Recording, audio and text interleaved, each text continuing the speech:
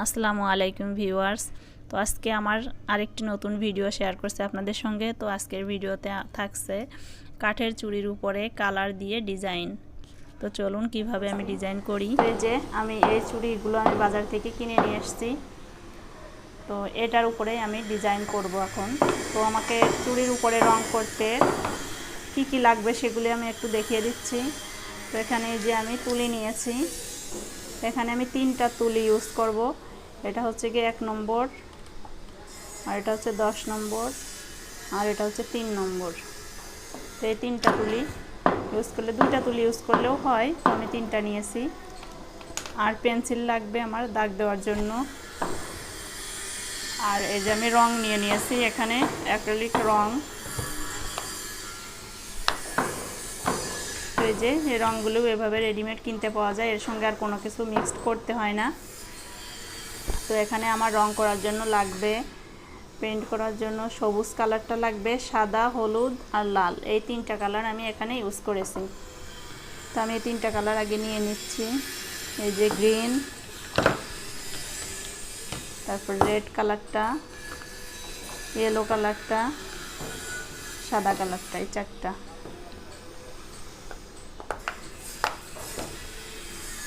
তো এখন আমি চুড়িটাকে আগে উপরে এই সবুজ কালারটা আগে সম্পূর্ণটা করে নেব। সবুজ কালারটা করে নিয়ে তারপর আমি ডিজাইনগুলো করব। তো আমাকে সবুজ কালার করতে হলে, আমি হাতে করে কালার করতে গেলে আমার হাতে লেগে যাবে। তো এই জন্য আমি এই বোতলটার মধ্যে দিয়ে তারপর আমি কালারটা করে নেব, তাহলে আমার কালারটা হাতে লাগবে না।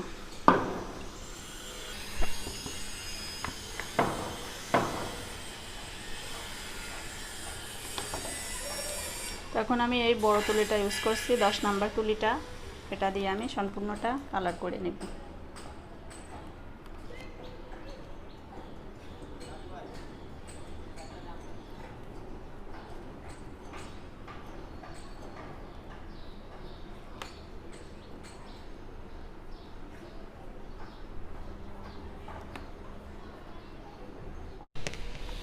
তো এই যে সম্পূর্ণ কালার করা আমার হয়ে গেছে।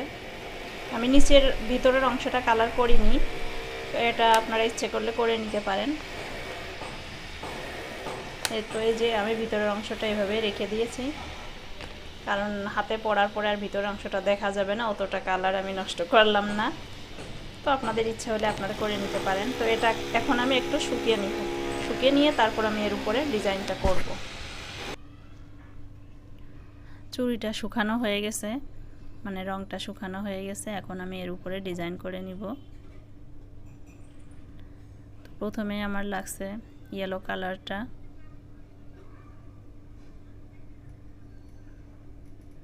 তো তার আগে আমি পেন্সিল দিয়ে দাগ দিয়ে নিব 4টা, যেহেতু 4টা ফুল হবে আমার, এই জন্য আমি 4টা দাগ দিয়ে নেব 4 কোণায়।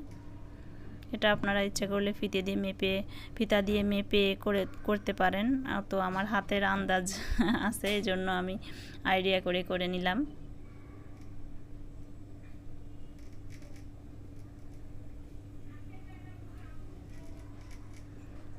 তো দেখতে থাকুন আমি কিভাবে ডিজাইনটা করি।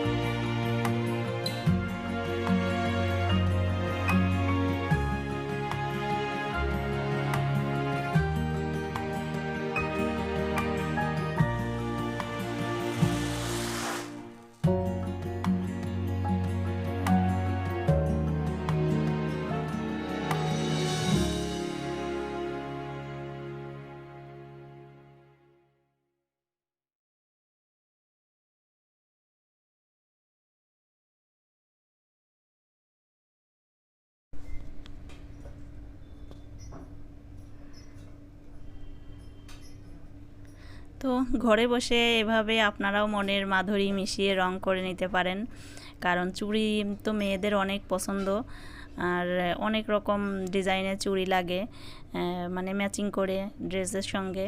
তো এভাবে আমরা যদি বাজার থেকে মানে অল্প টাকায় এভাবে চুড়িগুলো কিনে নিয়ে আসে বা বাসায় বসে এভাবে ডিজাইন করে নিতে পারি, তাহলে অনেক রকম করে নিজের পছন্দ মতো করে ডিজাইন করে নেওয়া যাবে, আর দেখতেও সুন্দর লাগে আমার মনে হয়। তো এভাবে আসলে আমরা করে নিতে পারি। তো তুলিটা ধরার মধ্যে একটু স্টাইল আছে, মানে করতে করতে আসলে অভ্যাস হয়ে যায় কোনভাবে তুলি ধরলে কিভাবে কালার হয়। তো এটা আসলে করতে করতেই অভ্যাস, যে কোনো একটা কাজ করতে করতেই অভ্যাস হয়, তার আগে হয় না। তো কালার করার আগে মানে কৌটার থেকে না নিয়ে কৌটার মুখে যদি আমরা সামান্য একটু নিয়ে তারপরে সেখান থেকে নিয়ে নিয়ে কাজ করি, তাহলে কাজটা সুন্দর হয়, রং একবারে বেশি পড়ে ছড়িয়ে যায় না। তো এটা একটা ট্রিক্স। তো এই যে আমার সব কাজ হয়ে গেছে, মানে সবগুলো ফুল করা হয়ে গেছে। তো দেখুন এবার কেমন লাগছে, আমার কাছে তো দেখতে দারুণ লাগছে। তো আশা করি আপনাদের কাছেও ভালো লাগবে, আর ভালো লাগলে অবশ্যই একটা লাইক দিবেন। ভালো থাকবেন সবাই, খোদা হাফেজ।